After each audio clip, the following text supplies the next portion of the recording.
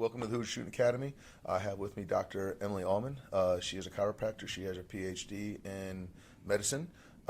She is here to explain what she does, but also correlate that to basketball and just some things that she's seeing that we could do with youth athletes for injury prevention, holistic approach, just an outside thought for something to get you to think about.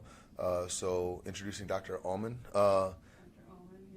Dr. Allman. So tell us about yourself. We're going to talk about it briefly, but your playing career. Where did you play? How far did you play? Where did you go to college, and what did you do? Okay, so it's a doctorate of chiropractic medicine. Okay, so Just to be specific, 'cause doctor. people get really weird about doctorate and degrees and where they are, because PhDs are all in their head about I'm a PhD at this. So Okay, I learned something new. That was supposed to be respectful, just so you know. so respectful. Okay, very ignorant on my part, though. I could own that. Oh, so I played growing up, all growing up, right? Started, I don't know, age 4 or 5, YMCA days, and just really fell in love with the sport. And It's a good sport. It's still my favorite sport. Near and dear, would sleep with the basketball, in those years. You were one of those kids. I was one of those That's kids. awesome. Were you one of those kids, Paul? Absolutely. Dribbled it everywhere, couldn't be stopped, and just parents are like, what's wrong with this kid? What's wrong with this kid? Well, Paul. There's a lot. It's a short list. And then went into, All-Stars, AAU, that kind of thing. Obviously, we spoke about how wildly different AAU was back then compared to now, right? I didn't just play basketball, so I also played sports year-round, so it was just... What other sports did you play? Volleyball and track. Okay, so volleyball, track, and basketball. Yeah, I played softball through almost junior high, like through 7th grade also, but then track just took over, and it was a better off-season sport for me because I just didn't love softball. So. Do you mind if we dig into that? No, go ahead. So coming from your professional background to where you are now, what would you recommend for parents that have multi-sport athletes? What would be your recommendation from a professional in what you do? I say let them play all the sports they want to play. I have a hard time that we pigeonhole these kids into one sport, and they're playing one sport all year, and then they do get burnt out. I think that we've seen a lot of burnout in these kids. The pitchers, I would say, is my number one. My baseball, softball pitchers. I think that's but different sport, right? Different topic, but No. Go into it. Yeah. yeah. They just, and we've learned so much over the years too, right? Now we know differently. Like we shouldn't have them throw 100 pitches a game, but it needs to be what the kid wants it to be, right? I would love to see that be a thing, because I think kids now feel like they have to play one sport too in order to be able to play in high school or play in college, that they just have to spend all of their time in that. And I think I was a better player because I played different sports, right? I didn't get burnt out. I looked forward to the next season. When volleyball was over, I looked forward to basketball. I was ready at the end for basketball to be over and go to track, right? It was kind of, and then, I played a lot of basketball in the summer. I went to Speedway, a small school inside Marion County limits. We know about the spark plugs. Oh.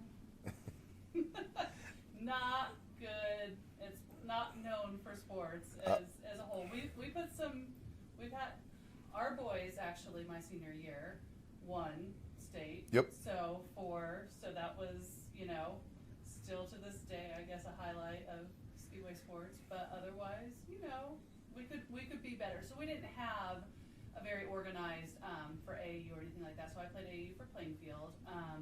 Like my sister played for Mooresville. But it was different. Again, it was, a weekend here or there, right, of a tournament, and it wasn't every single weekend. I think that there was a lot more family time. We still sat down every night as a family and ate dinner for the most part, and I like that. Right? Yeah. I like those family values.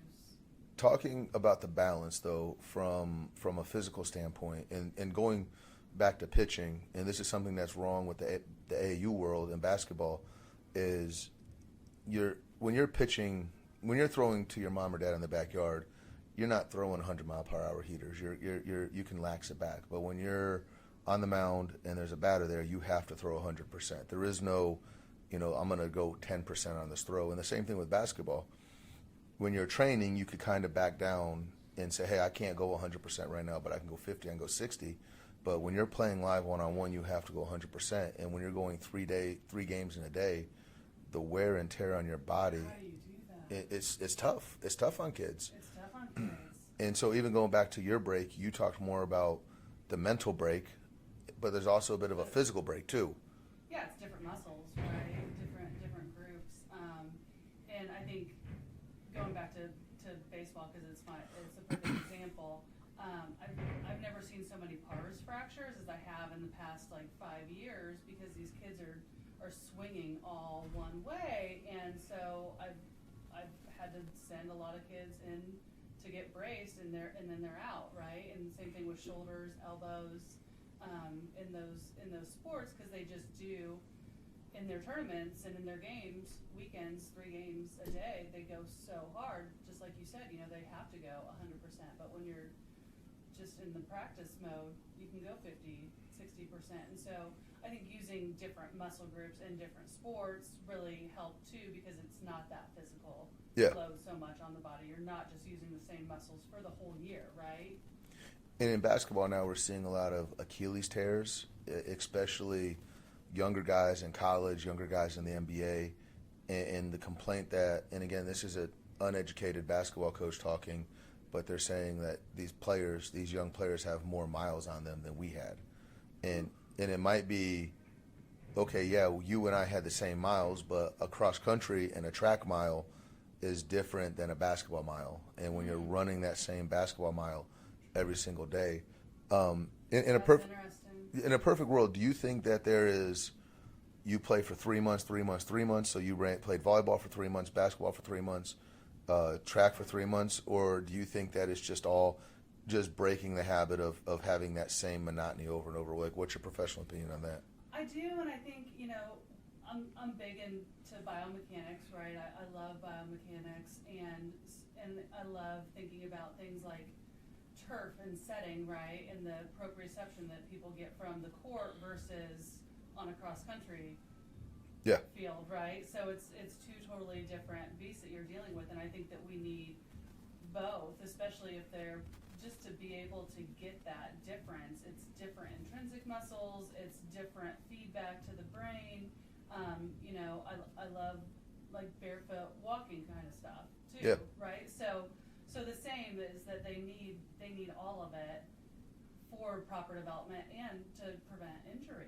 Yeah. Right? Mostly is our biggest thing. So digging into this, and it's okay to say, hey, I haven't done any research on that, but what are the common basketball, youth, college, professional, what are some of the most, I don't want to say unique, but specifically related to basketball injuries, you would say, hey, that's a basketball injury because you've been playing too much, and what would you do to prevent that?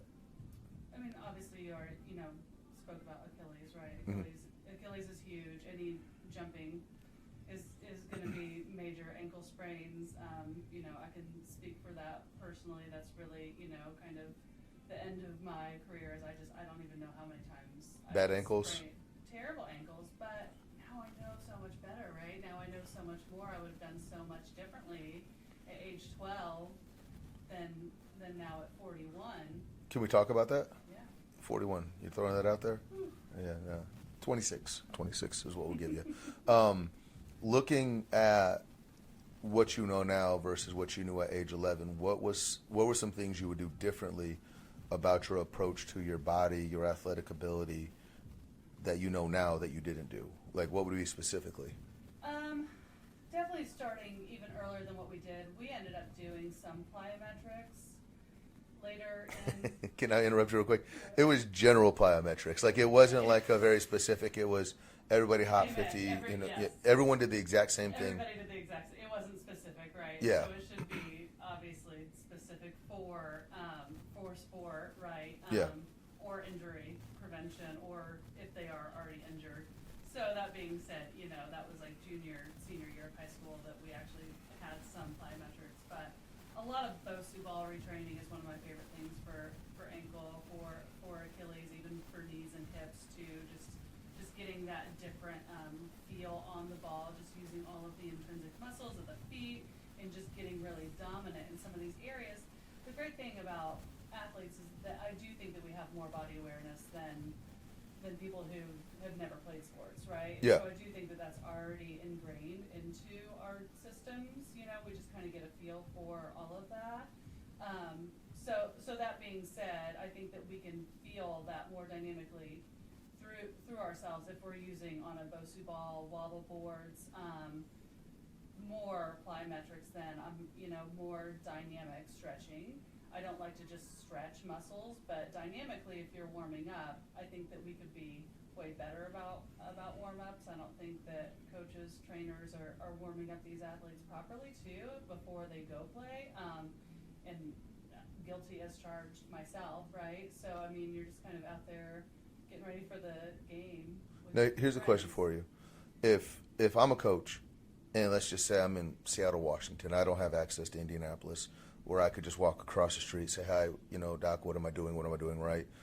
What would you recommend as a resource that a coach could go to get proper warm-ups and mechanical stuff? Like, is there any resource that we could go to besides like a YouTube or? Yeah, I think that there are some great. And we could put and for the record, I could give you like a list of people that I follow type.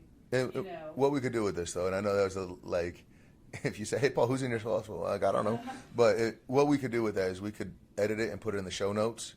And so, hey, these are a list of things that you could go click on. I give you, I have a list running in my head, but it's just all people that, that I've followed for years that make sense. Now, a little off topic, but now I CrossFit, right? And so my warm-ups are very well thought out. They're very well taken through, right? They're very specific. And now, I know better because here at 41 and seeing injuries in my day-to-day life, I want to do better.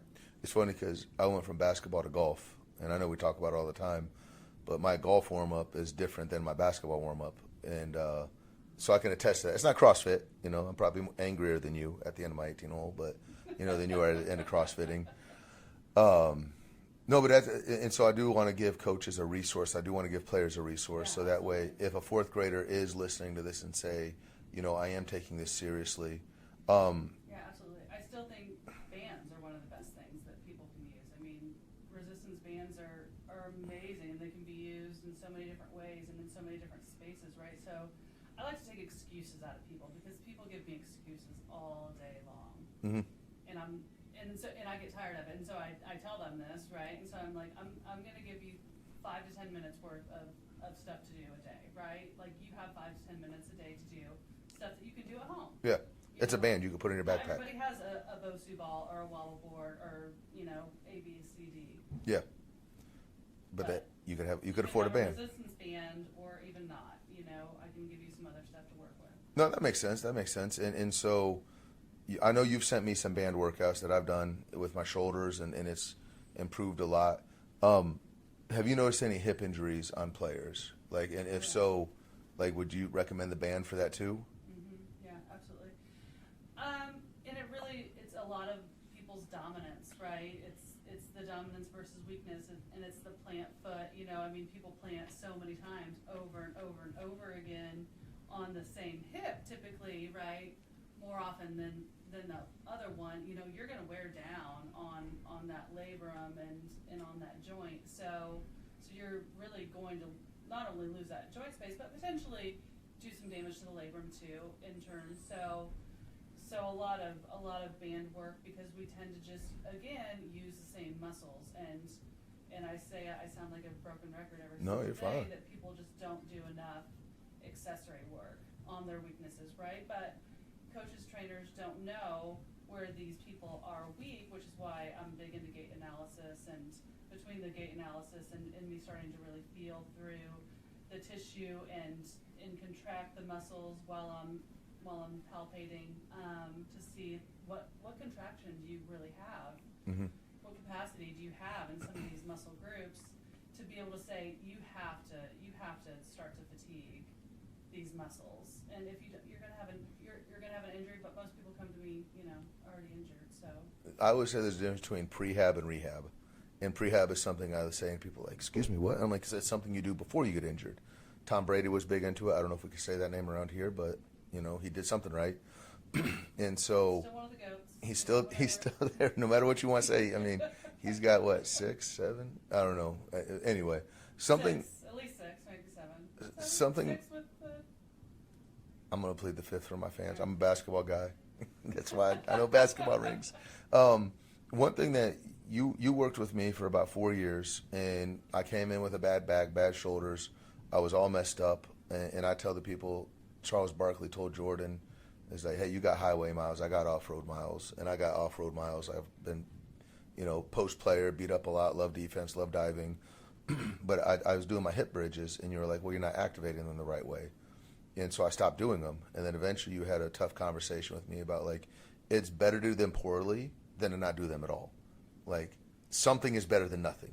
Something's better than nothing, right? Yeah, I mean, I still always am going to say form is the most important thing that we can start to teach people because, again, athletes already have some knowledge of how they feel. So going into it is a little bit easier because I want you to feel that. But just 5 minutes a day of just moving is better than no moving, right? Yeah. It's that easy. I get into it with parents and sometimes some coaches because they're like, well, if my kid comes in and shoots poorly for 5 minutes, he just learned how to shoot poorly. And I'm like, if you shoot poorly for 5 minutes, you still got 300 shots that you didn't have before. Like, you got to start somewhere. You got to start somewhere. And doing nothing is a poor excuse for, or sorry, not knowing what to do is a poor excuse for doing nothing, you know? And so, yeah, you may not be doing the right things, but something moderately wrong is still better than nothing. Absolutely. Unless it's just terrible. But even then you learn, right? Even in doing something, you're learning, right? Yeah. Hopefully, that's the whole point, right? If- no matter what.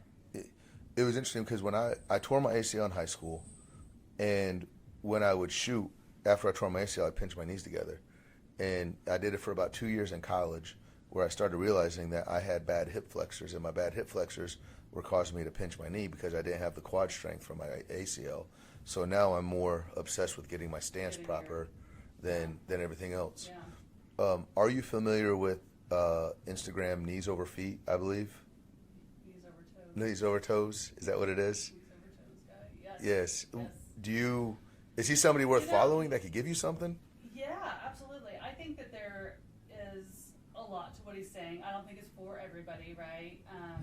I find it hard when any person that I follow, I mean, some of my most beloved people that I follow that are just diehard in their system and think their system is the end all, I don't think that anybody is, right? No. There's always going to be a handful of one-offs that it doesn't work for them. So I have sent people to him and said, hey, go follow this, go research his protocols and see if it's going to help your needs. And it has in some cases, and it has in other cases, right? Yeah.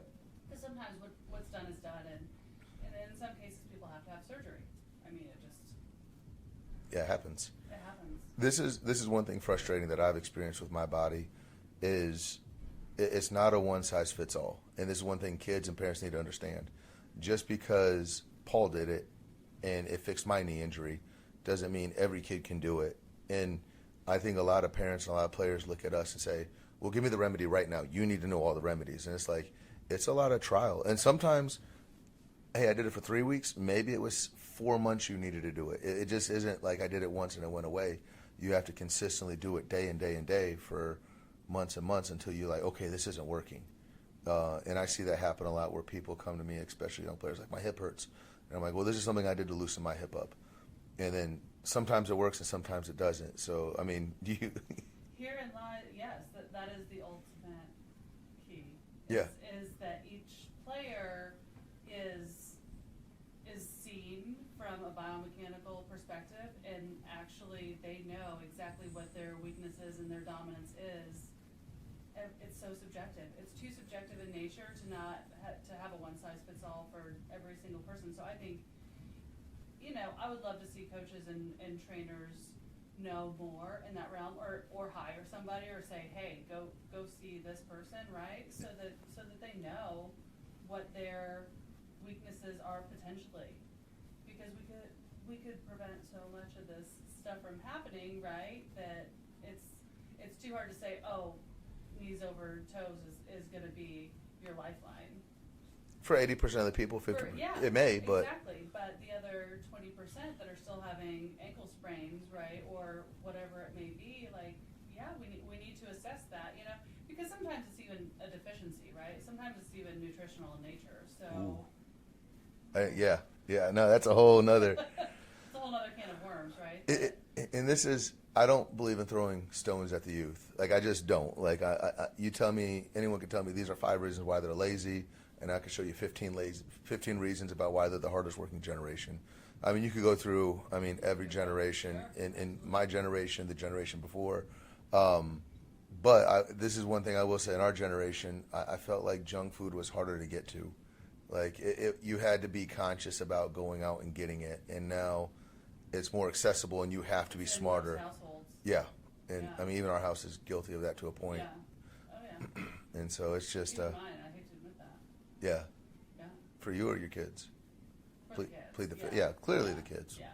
I don't have it in the house for me. Like, it's clearly for the kids to get them to go to I'm not bed. going to say I don't steal a Dorito here or there, but yeah, for the most part, I don't even really like it as much as I did when I was a kid. I think it tastes so much different now. Yes. I think that we've added so much to it, but that's a totally different rabbit hole also. Oh yeah, no, We don't have to go down. But I do think that, my parents just really didn't buy it for the most part though either. Yeah. You know, because it wasn't as prevalent. So it just wasn't something. But young athletes should be watching their diet. Oh my gosh. It's interesting because I was at a coaching clinic and I saw this coach. He was about 100 pounds overweight, and he goes, "Man, I just had this knee replacement. It's not working." And in my mind, I was like, if you lost 100, that knee replacement would probably feel a lot better. And a lot of kids come in here and they're eating Takis and Cheetos and they're just shoveling junk food in their mouth. Like, man, I'm just so tired. School's wearing me out. I'm like, it's not the school. It's what you're putting in your pie hole that's probably causing a lot of it. And really serious athletes, are able to taper that. What are your thoughts on insoles for young athletes? Are you a fan of insoles? No? At what age should you look into insoles? When you retire like me? I think the feet need to be activated. I'll go back to some of my other statements. Like, there are so many muscles in the feet, and it's funny. My son, who plays basketball, soccer is really his sport, but he plays basketball. He always talks about LeBron's feet, because they're famous, right? Yeah. He's like, I just want feet like LeBron, So I always have him doing. Am I allowed to say that? Who? LeBron? We're good. We're talking about everybody here. We talk about, we're good. That's, I'm not going to turn anyone off to the So I already podcast. have him doing, specific feet exercises for him that I see in him. His toes really do kind of crunch together already, and I'm like, bud, you gotta really activate and think about pressing them out and away and start to use all of these small muscles. So I think insoles for almost everybody are poor, right? Oh. I know. Unless you have issues that you're just not willing to take the time to work with, and it's a time thing, Yeah. right? Because it's going to take so much time, especially at our age, right? In stage in life, and like just throw some insoles in there and be done. Okay, no, that's interesting. Not the angle I saw going, but I absolutely respect that. Like, I appreciate that, and that's stuff that I wish I would have heard. And as an 11-year-old, that probably would have changed me at 41. And so I know Totally. Kobe was obsessed with his feet. And Victor Wembanyama, are you familiar with him? 7'2", number 1 draft pick. But he's obsessed with his feet. He does foot stuff every day. Kobe did foot stuff every day. And that was one of the biggest messages. If you dig down deep enough into his protocols, he was obsessed. And I'm not sure what you call it, but in our world we call it the kinetic chain. Your feet affect your ankles affect your knees affect your hips affect your back affects your headaches, your shoulders, everything. So I know that's one thing. When I got frustrated, I had my ACL replaced, and when I went to the doctor, they just looked at my ACL. They looked at my knees. Well, then I went to one of my friends who was the head athletic trainer for the Pacers for 40 years, really good friend of mine, and he goes, well, yeah, your feet are trash. And I was like, excuse you, what? Like, look at my knee. He goes, yeah, I'm looking at your feet because it all works together. And that was something I was 24 when I first heard, and it blew my mind to hear, like, this is something. So I just think that kids understanding, this is important. This is something that you're going to retire. You're going to stop playing when you're 40. You may live to your 80.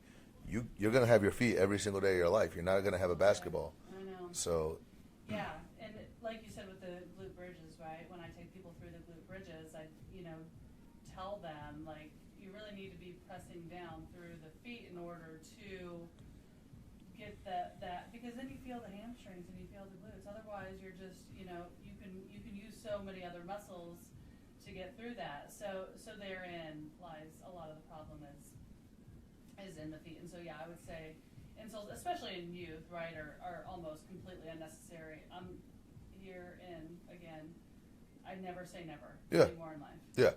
Ever. There's always that one exception. Because I've had to put my foot in my mouth so many times, even personally, where I'm like, I'm never going to do that, and then Here we are doing it. sure enough. Yeah. I'll never be old. I'll never stop playing basketball. It's so true. And here I am, 41, like 42 now. Jeez. So, it's funny because when I train, I really make it a point. I never say never. I never say always. But this is one time I'm going to say never do this in this area because this will lead to a steal 90% of the time. And kids look at me like, what? I'm like, I just learned never to say never. Like, you're going to get away with it once, but you're not going to be able to get away with it 4 or 5 times. I know we're almost at time. I want to be respectful of your time. I have one more question for you. All right? You are now the commissioner of basketball. You're the president. You're the CEO of basketball worldwide. What would you change from, and again, just hypothetical, but every basketball player has to go through some kind of in-depth physical. Mm-hmm. They have to go through some kind of PT. You could put a 4-point line. You could say half court's worth 5 points. Just whatever in your world, what would you do to change basketball? And everybody has to follow this rule. What would it be?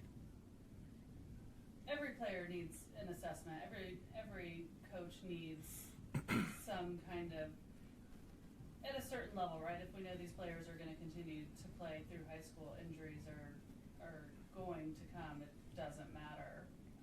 So every coach needs a biomechanic person that they know can assess every player and say, hey, work with this player on this, work with this player on this, work with this player on this. Because kids will thrive. And I think athletes want homework. If they want to get better, I think they want specific homework. We had a player in Morristown, really dedicated. He did an ice bath every day. He stretched 20 minutes every day, hell or high water. He was doing those, and he made all through his high school career without a single injury. And so, if somebody would have told me a few simple things, and I would have not sprained my ankles as much,